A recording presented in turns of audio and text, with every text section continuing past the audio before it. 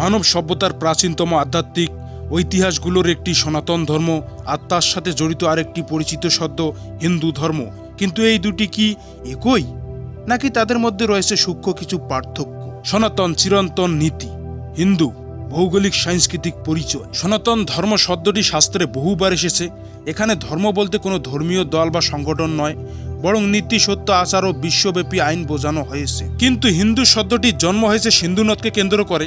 পার্সিয়ানরা হিন্দু উচ্চারণ করতে না পেরে সিন্ধু উচ্চারণ করত, আর সেখান থেকেই ভারতীয়দের সংস্কৃতির হিসাবে হিন্দু নামে পরিচিত। সনাতন ধর্ম বলছে ঋতম সত্যম ধর্ম, অর্থাৎ সত্য ও বিশ্বব্যাপী বিধানের জন্য সামঞ্জস্য রেখে জীবনযাপন করাই ধর্ম, যেখানে মূল বিষয় আত্মা, পুনর্জন্ম, কর্ম, মোক্ষ, যোগ ও তত্ত্বজ্ঞান। অন্যদিকে হিন্দু ধর্ম হলো এই দর্শনগুলোর সাংস্কৃতিক রূপ।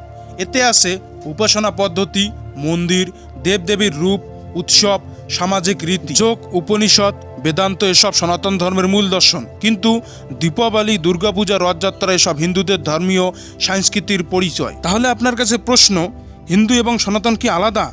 হ্যাঁ, না, নাকি দুটোই?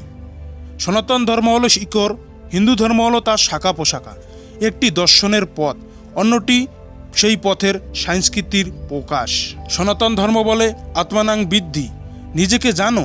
দেবতা, উপাসনা, উৎসব সবই মানুষকে সেই আত্মজ্ঞানের অর্জনের পথে সাহায্য করার মাধ্যম।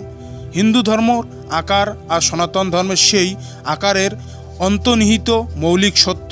সনাতন বা হিন্দু যেভাবেই ডাকুন, মূল বার্তা কিন্তু একটাই, মানুষকে সত্য, প্রেম, সচরিত্রের পথে পরিচালিত করা। আপনি কোন পরিচয়ে নিজেকে ডাকবেন তা ব্যক্তিগত, কিন্তু সনাতন সত্য সন্ধান এটাই সবার জন্য সর্বজনীন। ভিডিওটি দেখার জন্য সকলকে ধন্যবাদ। ওম শান্তি, ভালো থাকবেন।